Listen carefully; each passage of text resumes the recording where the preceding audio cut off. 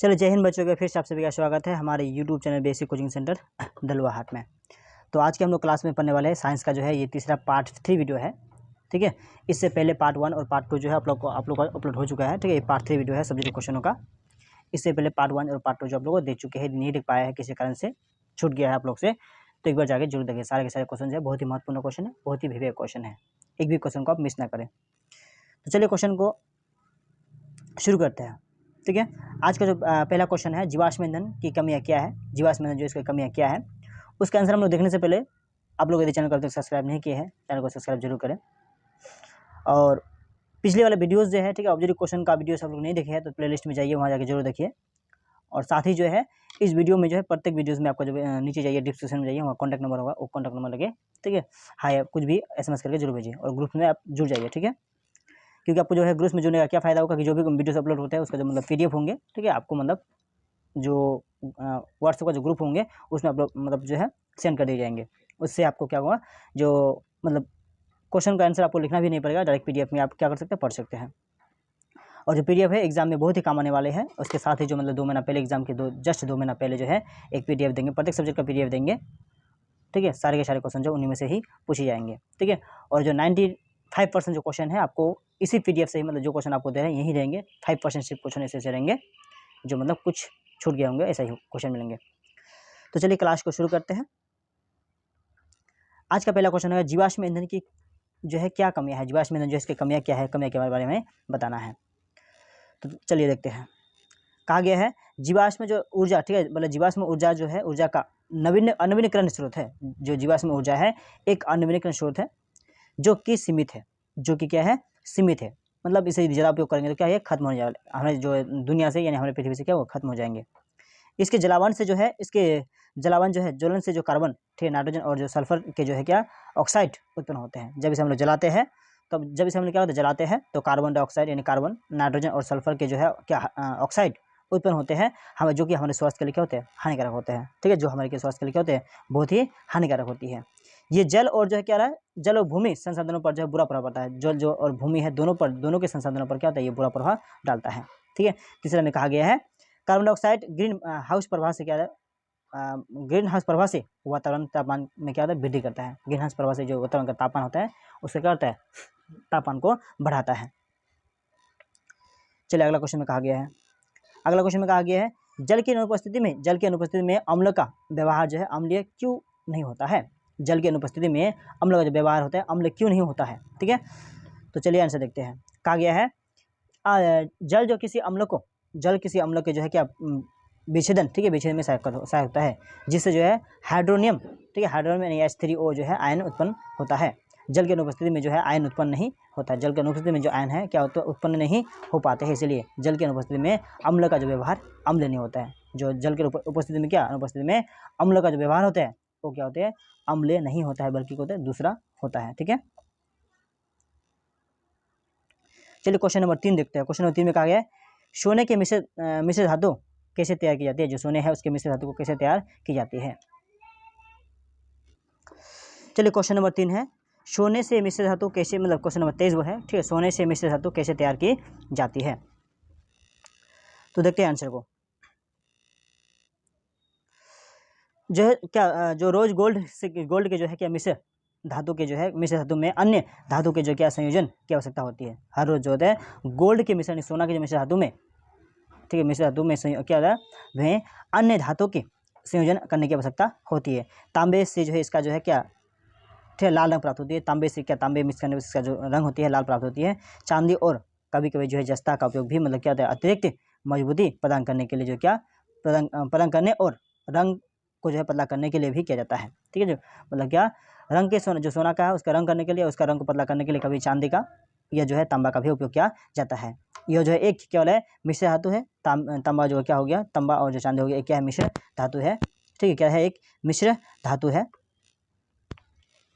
ठीक है, शुद्ध जो है क्या 24 कैरेट पीले सोने जो है तांबे और चांदी का एक मिश्र धातु होता है। ठीक है, क्या होती है, 24 जो कैरेट वाला सोना होता है, पीले वाले जो सोना होते हैं वो तांबे अथवा जो है चांदी का क्या होता है, मिश्र धातु होता है। क्योंकि जो है 24 कैरेट सोना से हम लोग क्या नहीं बना सकते हैं, ये तो शुद्ध सोना है, इससे हम जो कि आभूषण यानी कोई भी आभूषण जो हम लोग नहीं बना सकते हैं। सोना चांदी गहना जो है हम लोग क्या उससे नहीं बना सकते हैं। ठीक है, क्योंकि क्या टूट जाएगा, बिखर जाएगा, जॉइंट हम लोग का नहीं कर सकते हैं। अपमार्जक क्या है, उदाहरण दे। क्वेश्चन में कहा गया अपमार्जक जो है क्या, उसका हमें क्या देना, उदाहरण देना है। ठीक है, अपमार्जक कठोर एवं जो है क्या मृदु दोनों प्रकार के जल के झाग से बनते हैं, झाग बनाते हैं। ठीक है, और अपमार्जक जो है कठोर एवं मृदु दोनों प्रकार के जल में क्या झाग बनाते हैं। जो अपमार्जक हो गया कठोर जल में भी झाग बनाएगा और जो मृदु जल है उसमें भी झाग बनाएगा। इसका उपयोग जो है दोनों प्रकार के जल में किया जाता है। जो क्या होता है अपमार्जक जो है, इसका उपयोग जो है दोनों प्रकार के जल में किया जाता है। अपमार्जक में साबुन, ठीक है, अपमार्जक में साबुन के जो है सभी गुण होते हैं। जो अपमार्जक होते हैं उसमें साबुन के क्या तो सभी के सभी गुण होते हैं, जबकि वास्तव में यह साबुन नहीं है। ठीक है, साबुन के सभी गुण है लेकिन ये साबुन नहीं है। ठीक है, वास्तव में क्या है, साबुन नहीं होती है। संश्लेषित जो अपमार्जक साबुन के स्थान पर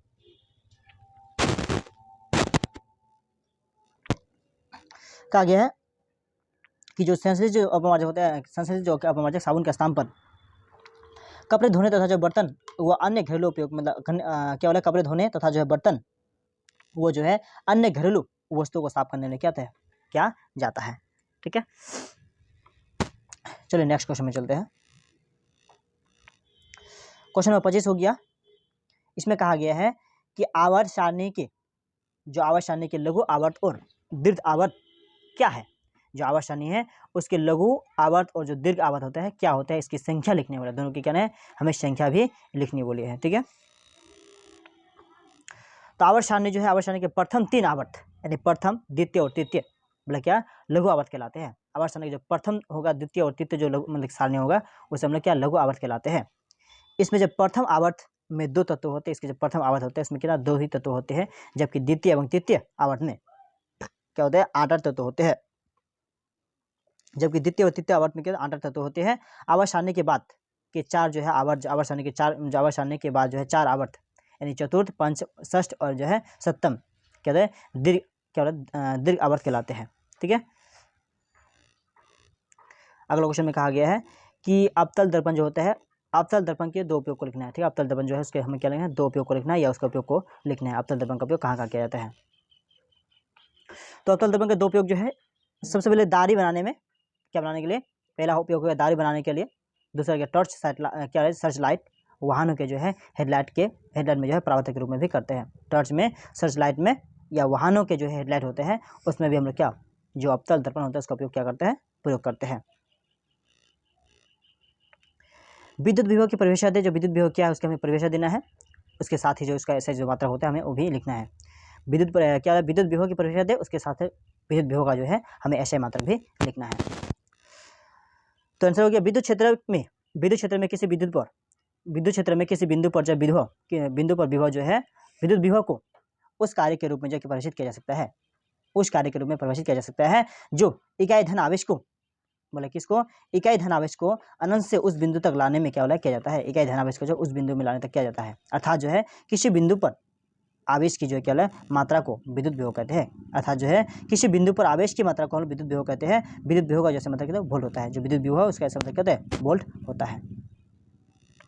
चलिए क्वेश्चन जो है 28 देख लेते हैं। ठीक है, 28 में क्या गया है, ओम के नियम को लिखे। ठीक है, ओम का जो नियम होता है लिखना है। एक क्वेश्चन पूछे मतलब लॉन्ग पूछेंगे, यानी 5 नंबर का पूछेंगे तो पूछेंगे ओम के नियम को लिखे एवं सत्यापित भी करिए। ओम के नियम को लिखना भी है एवं सत्यापित भी करना है। यदि मतलब दोनों पूछे तो क्वेश्चन 5 नंबर में पूछेंगे। यदि सिर्फ इतना पूछेंगे कि ओम के नियम को लिखे तो क्वेश्चन जो है 2 नंबर में पूछेंगे आपको। ठीक है, तो क्वेश्चन का जो है आंसर देखते हैं। क्वेश्चन में कहा गया ओम के नियम को लिखना है, जो ओम होता है उसका नियम को हमें लिखना है। तो ओम के नियम के अनुसार जो होता है, ओम के नियम के अनुसार यदि ताप बोला है, यदि भौतिक अवस्था जो है नियत रखी जाए, यदि ताप की जो भौतिक अवस्था को हम लोग क्या अवस्था को नियत रखी जाए तो किसी ठीक है प्रतिरोध के सिरों के बीच जो है, किसी प्रतिरोध के सिरों के बीच जो है उत्पन्न विभव उसमें प्रवाहित धारा के जो है क्या समानुपाती होता है। आर को युक्ति ठीक है प्रतिरोध कहा जाता है, जो आर है उसको युक्ति या प्रतिरोध कहा जाता है। ठीक है, कहा जाता है। इसका जो ऐसा मतलब होता है, यानी ओम का जैसा मतलब क्या होता है, ठीक है, इसका ऐसा मतलब क्या होता है, ओम होता है। जो प्रतिरोध होता है उसका ऐसा मतलब क्या होता है, ओम होता है। ठीक है, चलिए क्वेश्चन नंबर 29 देख लेते हैं। क्वेश्चन नंबर 29 में क्या कहा गया है।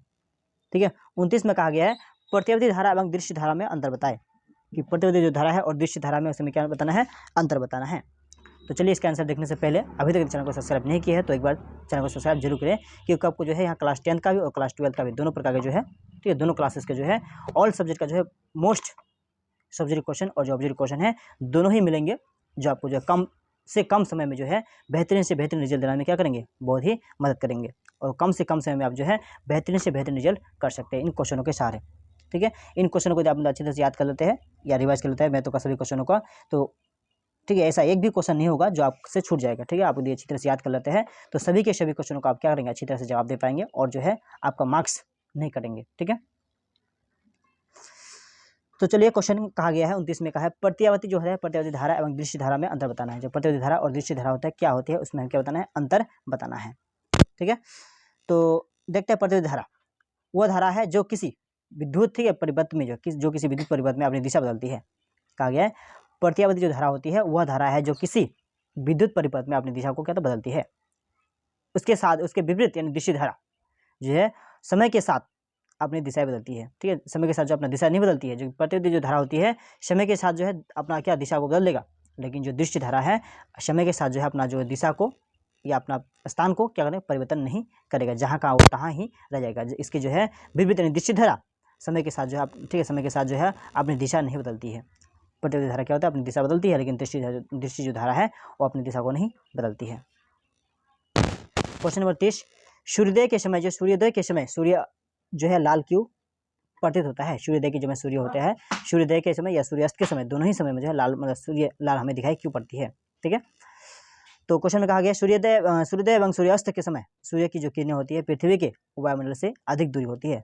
क्या होती है, इसकी जो किरणें होती है सूर्य की जो किरणें होती है पृथ्वी के वायुमंडल से काफ़ी दूर होती है, यानी काफ़ी जो है दूरी होती है, जिसको मतलब काफ़ी अधिक दूर होती है, जिससे मतलब कि उसका जो क्या है काफ़ी मात्रा में दूरी तय करनी पड़ती है,